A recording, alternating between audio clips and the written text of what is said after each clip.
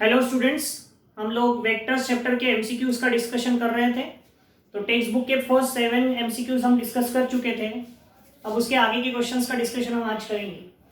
तो question number 8 में क्या दिया है देखो, the line joining the points -2 1 -8 and ABC is parallel to a line whose direction ratios are 6:3। यानी इन दोनों पॉइंट को ज्वाइन करने वाली लाइन वो लाइन जिसके डायरेक्शन रेशियो 6:3 है उसके पैरेलल है। तो सबसे पहले तो हम जो लाइन इन दो पॉइंट से जा रही है उसके डायरेक्शन रेशियोज निकालेंगे। The direction ratios of a line passing through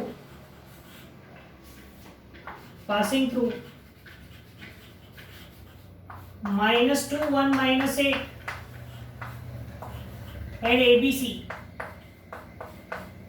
is, इन दोनों पॉइंट से जाने वाली लाइन जो है उसके डायरेक्शन रेशियोज क्या होंगे? तो उसके डायरेक्शन रेशियोज होंगे A -2, दोनों का डिफरेंस B -1 और C -8। डायरेक्शन रेशियोज कैसे निकालते हैं किसी भी लाइन के? जो दो एंड पॉइंट्स हैं उनके कोऑर्डिनेट्स का डिफरेंस। तो ये आएगा, दैट मीन्स A + 2 B -1 और C + 8। ये डायरेक्शन रेशियोज आ गए किसके? वो लाइन के जो इन दो पॉइंट से जा रही है। और ये लाइन जो दूसरी लाइन है जिसके डायरेक्शन रेशियो 6:3 है उसको पैरेलल है। The line with direction ratios A + 2 B -1 C + 8 is parallel to line with direction ratios 6:3। यानी ये लाइन जिसके डायरेक्शन रेशियोज है और ये लाइन जिसके डायरेक्शन रेशियोज है, ये दोनों एक दूसरे को पैरेलल है। और दो लाइन अगर पैरेलल हो तो उनके डायरेक्शन रेशियो इक्वल भी हो सकते हैं, प्रोपोर्शनल भी हो सकते हैं। ठीक है, तो हम इक्वल लेके देख लेते हैं। प्रोपोर्शनल हो गए तो बड़ी लंबी इक्वेशन निकलेगी, ABC निकालना बहुत डिफिकल्ट काम होगा। इजी काम होगा, इक्वेट ही कर दो। So therefore A + 2 = 6। So A = क्या आएगा 4, B -1 = 2, सो B = आएगा 3 और C + 8 = 3, तो C = आएगा -5। So 4 3 -5 will be the answer। है क्या? देख लो, है। कौन सा ऑप्शन है? ऑप्शन, ठीक है। ऐसे सॉल्व करना है। ये कौन सा? Question number 8। क्वेश्चन नंबर 9 में क्या दिया है देखो, if cos alpha cos beta cos gamma are the direction cosines of a line. किसी लाइन के डायरेक्शन कोसाइंस है कौन? cos alpha cos beta cos gamma. तो हमारे पास एक रिलेशन है, ऐसा एक रिलेशन हमने पढ़ा है, cos² alpha + cos² beta + cos² gamma = 1 होता है। ये रिलेशन है डायरेक्शन कोसाइंस का। अब हमें क्या फाइंड आउट करना है? हमें फाइंड आउट करना है sin² alpha + sin² beta + sin² gamma. ये फाइंड आउट करना है। तो हम इसको ऐसा लिख सकते हैं कि देखो, sin² अल्फा को 1 - cos² अल्फा, sin² बीटा को 1 - cos² बीटा और sin² गामा को 1 - cos² गामा। ठीक है, ये क्या हो जाएगा? 1 + 1 + 1 3 और minus cos² alpha -cos² beta और -cos² गामा। तो ये हो जाएगा 3 माइनस, इन तीनों से माइनस कॉमन निकाल लिया तो ब्रैकेट में आएगा cos² alpha + cos² beta + cos² gamma. तो ये होगा 3 minus cos² alpha + cos² beta + cos² gamma कितना होता है? 1। सो 3 - 1 यानी कितना होगा? 2। तो sine square alpha plus sine square beta plus sine square gamma कितना हो जाएगा 2। तो इस तरह से क्वेश्चन नंबर 8 और 9 हम सॉल्व कर सकते हैं। ओके,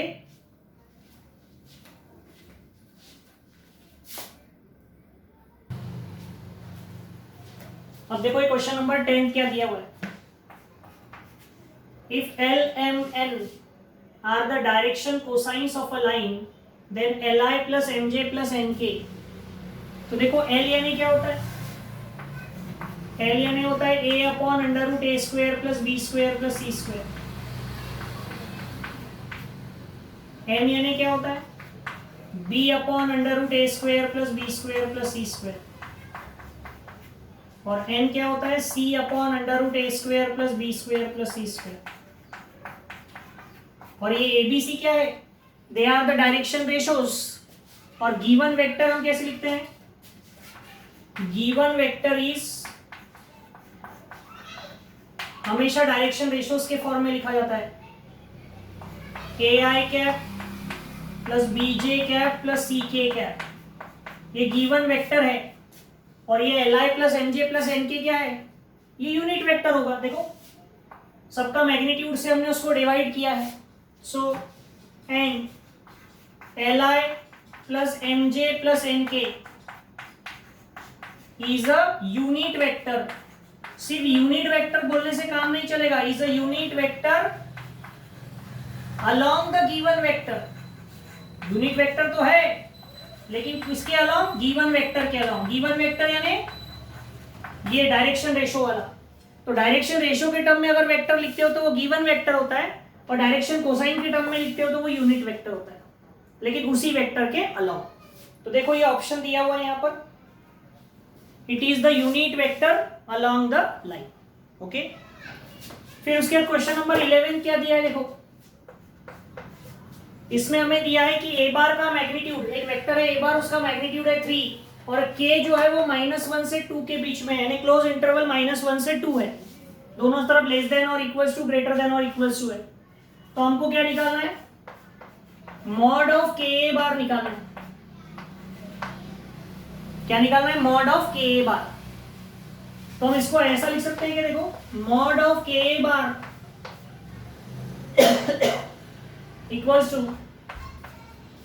के इंटू मॉड ऑफ ए बार। ये फॉर्मूला है, ये हमने पढ़ा था कि मॉड ऑफ के ए बार, के इज अ कांस्टेंट, तो के को बाहर कर दो, मॉड ऑफ ए बार। सो के मॉड ऑफ ए बार कितना है 3, तो ये कितना हो गया 3k। तो हमको पूछा है कि ये किस इंटरवल में आएगा। तो देखो वी हैव, हमको ये दिया है कि -1 इज लेस देन और इक्वल्स टू के, इज लेस देन और इक्वल्स टू 2। के की वैल्यू -1 और 2 के बीच में है और हमको चाहिए 3k। तो एक काम करो, इसको 3 से मल्टीप्लाई कर दो। सो मल्टीप्लाई बाय 3,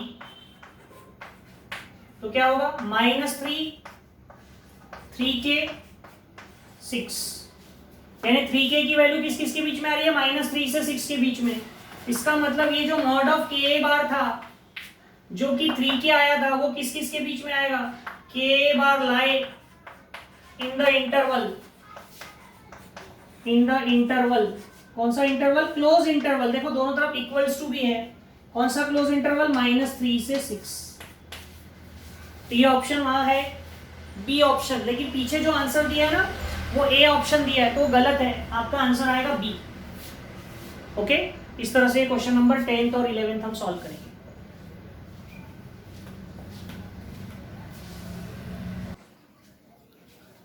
अब देखो ये नेक्स्ट क्वेश्चन, क्वेश्चन नंबर 12 क्या दिया है कि let alpha, beta and gamma be the 3 distinct real numbers, okay, and the points with position vectors this, this and this. ये 3 पॉइंट्स के पोजीशन वेक्टर्स है, ये क्या फॉर्म करेंगे, क्या ये कोलिनियर होंगे, कि ये इक्विलैटरल ट्राइंगल फॉर्म करेंगे, कि ये स्केलिन ट्राइंगल फॉर्म करेंगे, या राइट एंगल ट्राइंगल फॉर्म करेंगे, ये हमको बताना है।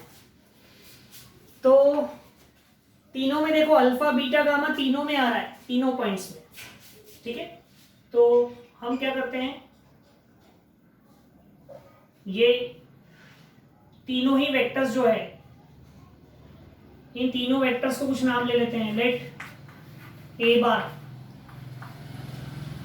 अल्फा आई प्लस बीटा जे प्लस गामा के। तो इसका अगर हमने मैग्नीट्यूड लिया तो इसका मैग्नीट्यूड आएगा under root alpha square plus beta square plus gamma square. Okay, दूसरे वेक्टर को बी बार नाम ले लेते हैं, beta i plus gamma j plus alpha k. So इसका मैग्नीट्यूड लिया तो क्या आएगा, beta square plus gamma square plus alpha square.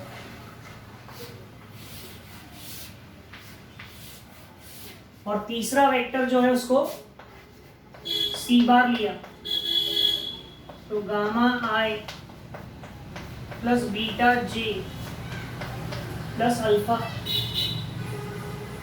Gamma आई प्लस अल्फा जे प्लस बीटा के। तो देयरफॉर इसका मैग्नीट्यूड क्या होगा,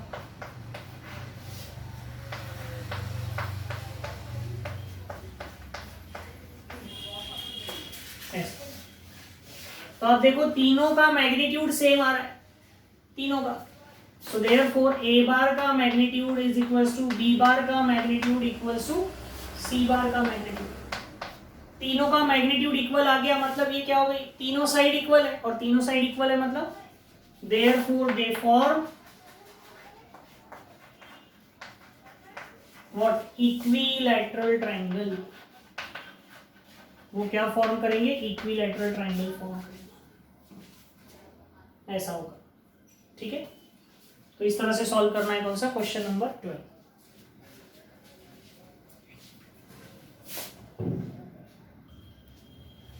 अब देखो ये क्वेश्चन नंबर 13 क्या दिया है कि let P bar and Q bar be the position vectors of P and Q respectively with respect to O. Okay, यानी हम ऐसा कह सकते हैं कि O P bar equals to P bar है and O Q bar equals to क्या है, क्यू बार। और पी बार का मैग्नीट्यूड पी है एंड क्यू बार का मैग्नीट्यूड क्यू है, ये भी दिया है उसने क्वेश्चन। और पॉइंट आर और एस पी क्यू को इंटरनली और एक्सटर्नली डिवाइड कर रहे हैं।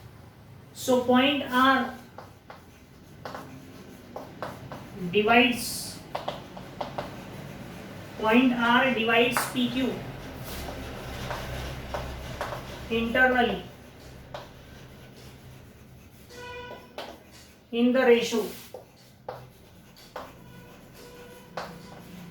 कौन से रेशियो में, 2:3।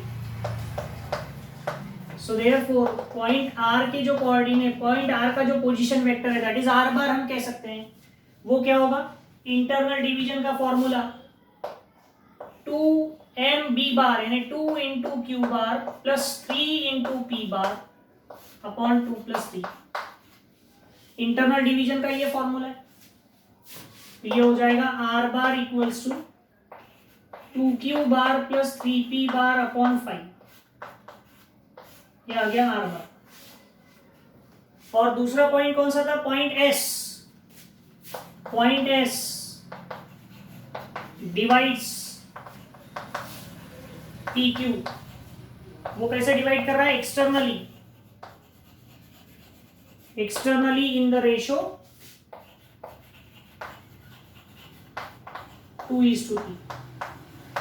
तो एक्सटर्नली डिवाइड कर रहा है तो एक्सटर्नल डिवीजन का फॉर्मूला लिखेंगे। So S bar equals to क्या होगा, एक्सटर्नल डिवीजन में 2q bar minus 3p bar upon 2 minus 3। ठीक है, तो एस बार क्या हो जाएगा, 2q bar minus 3p bar upon -1। तो माइनस होने का साइन चेंज कर दो पूरे का, तो ये हो जाएगा 3p बार माइनस 2q, ये ऊपर चल जाएगा माइनस, और माइनस होने का साइन चेंज, ये एस बार आया, ये आर बार आया। आगे क्या दिया है, if O R and O S are perpendicular, O R and O S are perpendicular, और ओ आर और ओ एस परपेंडिकुलर होंगे तो O R bar dot O S bar दो वेक्टर्स अगर एक दूसरे को परपेंडिकुलर हो तो उनका डॉट प्रोडक्ट 0 होता है. So O R bar N A R bar और O S bar N A S bar equals to 0. So what is are bar? 2q bar plus 3p bar upon 5 और s bar यानी 3p bar minus 2q bar equals to 0. तो ये upon का 5 उधर जाकर 0 हो जाएगा और ये दोनों का डॉट प्रोडक्ट लेना पड़ेगा. तो 2 into 3 6 q bar dot p bar, उसको p bar dot q bar लिख सकते हैं. 2 2 जा 4 q bar dot q bar, फिर 3 3 जा 9 p bar dot p bar और minus 6 p bar dot q bar equals to 0. Okay, तो ये देखो ये प्लस और माइनस क्या हो जाएगा? कैंसिल. सो ये हो गया -4 q bar dot q bar यानी q बार का स्क्वायर और 9 p bar dot p bar यानी p बार का square equals to 0. So -4 q bar का मैग्नीट्यूड यानी q और p बार का मैग्नीट्यूड यानी p. तो क्या आएगा? 9p square equals to 4q square. So 9p square equals to क्या आएगा? 4q square. है क्या ऐसा ऑप्शन? देखो है, कौन सा ऑप्शन है? ए. तो इस तरह से ये क्वेश्चन नंबर हम कौन सा सॉल्व करेंगे? 13. जो दिया है कौन किसको डिवाइड कर रहा है, कैसे डिवाइड कर रहा है, सब लिखते जाओ. You will reach to the condition. Okay,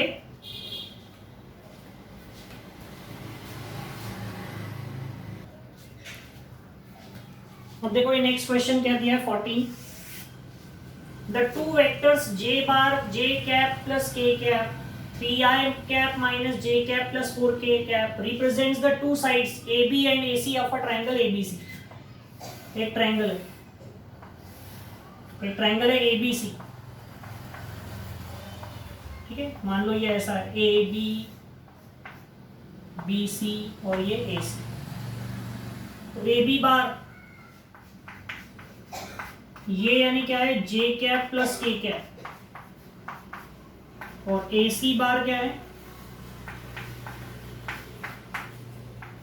3i minus j plus 4k.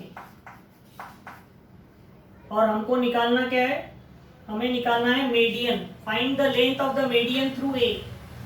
यानी A से एक ऐसी मीडियन बनाई है, सपोज इसको D ले लिया, तो D जो है वो BC का क्या है? Mid point. सो देखो in triangle ABC by triangle law of vector addition, अगर हमने इसमें ट्रायंगल लॉ लगाया तो हम ऐसा लिख सकते हैं क्या? AB bar plus BC bar equals to AC bar, AB bar plus BC bar equals to AC bar. ठीक है, सो BC बार क्या हो जाएगा? BC बार हो जाएगा AC bar minus AB bar. BC bar क्या हो जाएगा? AC bar minus AB bar. ठीक है, तो BC bar equals to what is AC bar? AC bar यानी 3i minus j plus 4k minus AB bar. What is AB bar? j plus k. तो ये इसमें से माइनस किया तो क्या आएगा? 3i एज इट इज रहेगा, माइनस j माइनस 2j और 4k माइनस k यानी 3k. तो ये आ गया BC बार 3i minus 2j plus 3k. Okay, लेकिन हमें तो AD निकालना है, तो अब हम क्या करते हैं? ये BC आपको BC बार मिल गया, तो BD बार क्या होगा? D is midpoint of BC. Therefore, BD बार होगा half of BC bar. BD बार क्या होगा? Half of BC bar. So half of BC बार यानी 3i minus 2j plus 3k.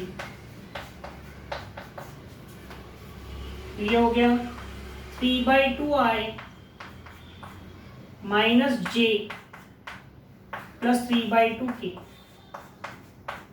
ये किसकी वैल्यू आ गई? BD बार की. अब हमको बी डी बार पता है, हमको ए बी बार पता है, तो हम ए डी बार निकाल सकते हैं क्या? ट्रायंगल लॉ लगा लेते हैं। कौन से ट्रायंगल में? ए बी डी में। So in triangle A B D by triangle law, ठीक है, क्या होगा ट्रायंगल लॉ से? A B bar plus B D bar equals to A D bar. ठीक है, तो ए डी बार क्या आएगा?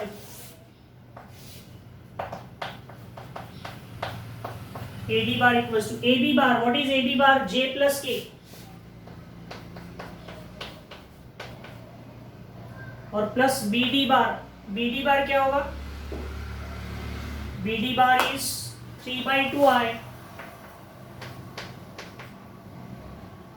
माइनस जे प्लस 3/2k। ये हो जाएगा 3/2i जे माइनस माइनस प्लस जे यानी 2j और k प्लस 3/2k यानी 5/2k। ये आपको ए डी बार मिल जाएगा ऐसा 3/2i plus 2j, sorry 2j होगा क्या? कैंसिल हो जाएगा, तो सॉरी ये कैंसिल होगा। सो 3/2i प्लस 3/2k ऐसा ही हो जाएगा। ठीक है, तो क्या आएगा? इसका हमको लेंथ निकालना था, मैग्नीट्यूड। तो इसका मैग्नीट्यूड क्या होगा? अंडर रूट ऑफ 3/2 का स्क्वायर प्लस 3/2 का स्क्वायर। ये होगा 9/4 प्लस 9/4। ठीक है, तो ये क्या हो जाएगा? 18/4। तो 18 को हम 2 से कैंसिल कर देते हैं, या ऐसे ही रहने दिया, 2 से कैंसिल किया 2, 9/2 यानी 3/√2। क्या आंसर आएगा? 3/√2 है क्या? देख लो ऑप्शन।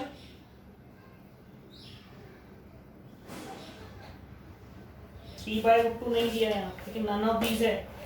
एक मिनट देख लेते हैं 14 का आंसर। क्वेश्चन नंबर 14 ए दे रहा है तो ऑप्शन 14 का ए यानी अंडर 34/2। एक मिनट, कुछ गड़बड़ हुई है। देखो यहाँ हमारी गलती हुई। देखो ये तो 3/2 आए तो ठीक था, लेकिन ये k प्लस 3/2 है ना, तो 1 प्लस 3/2 होगा, तो ये 5/2 हो जाएगा। हमने 3/2 लिख दिया था, ये 5/2 कर, तो ये आएगा 25। तो 25 प्लस 9 यानी under root 34/4। So under root 34 as it is रह जाएगा, 4 का अंडर रूट कितना होगा? 2। तो अंडर रूट 34/2। तो कौन सा ऑप्शन आएगा? Option A. यहाँ गलती हो गई कि हमने ये ऐड नहीं किया था। ठीक है, तो इस तरह से ये क्वेश्चन नंबर 14 हम सॉल्व करेंगे। Okay,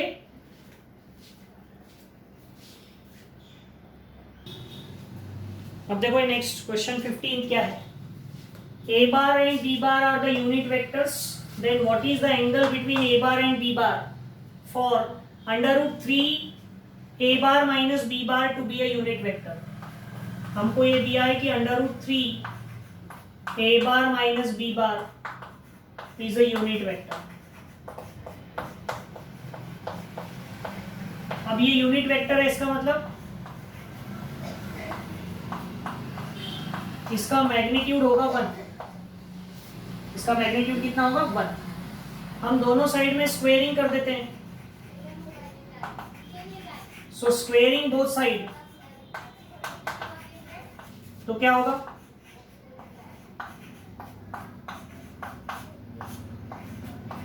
equals to 1।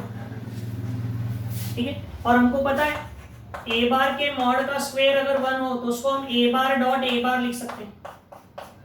क्या लिख सकते हैं? ए बार डॉट ए बार। तो यहाँ पर इसके मॉड का स्क्वायर 1 है, इसका मतलब हम इसको ऐसा लिख सकते हैं under root 3 A bar minus B bar dot under root 3 A bar minus B bar equals to 1। ठीक है, तो क्या हो जाएगा? तो ये इसी वेक्टर का इसी वेक्टर के साथ डॉट प्रोडक्ट, तो एक एक का डॉट प्रोडक्ट लेते हैं। सो अंडर रूट 3 ए बार का डॉट प्रोडक्ट लेंगे तो क्या होगा? 3 ए बार डॉट ए बार, फिर इसके बाद माइनस रूट 3 ए बार डॉट बी बार, फिर minus B bar root three, B bar dot A bar, यानी A bar dot B bar ही होता है, और minus minus plus b bar dot B bar equals to 0। ठीक है, तो ये क्या हो जाएगा, 3 ए बार डॉट ए बार यानी ए बार के मैग्नीट्यूड का स्क्वायर, और ये माइनस रूट थ्री यानी माइनस 2 रूट थ्री ए बार डॉट बी बार, और B bar dot B bar यानी बी बार के मैग्नीट्यूड का स्क्वायर इक्वल्स टू 0। ये हो गया 3 ए बार का मैग्नीट्यूड यानी 1, क्यों, क्योंकि A bar is a unit vector, minus 2 root three A bar dot B bar यानी ए बार का मैग्नीट्यूड बी बार का मैग्नीट्यूड कॉस थीटा, और बी बार का मैग्नीट्यूड यानी 1, तो ये क्या हो जाएगा 3 माइनस 2 रूट थ्री ए बार का मैग्नीट्यूड 1 बी बार का magnitude 1 cos theta plus 1 equals to 0। ये हो जाएगा 3 minus 2 root three cos theta plus 1 equals to 0। Okay, ये होगा 3 प्लस 1 यानी 4 minus 2 root three cos theta equals to 0। ये आएगा 2 root three cos theta equals to 4, इसको उधर भेज दिया 4, so therefore 2 root three cos theta equals to 4 आ गया, so cos theta equals to क्या आ जाएगा 4/2 रूट थ्री, सो ये 2 से 2 टाइम्स कैंसिल हो जाएगा, so cos theta equals to क्या आ गया 2/√3। तो हमें क्या निकालना था, कुछ गलत हुआ क्या यहाँ पर, एक minute, 3 a square 3 plus 1 4,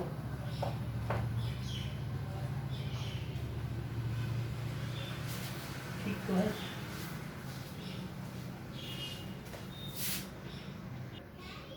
sorry यार, आज बड़ी छोटी छोटी सी गलतियां हो रही है, इधर का देखो 1 0 लिख दिया मैंने, 1 होना है, सॉरी ये 1,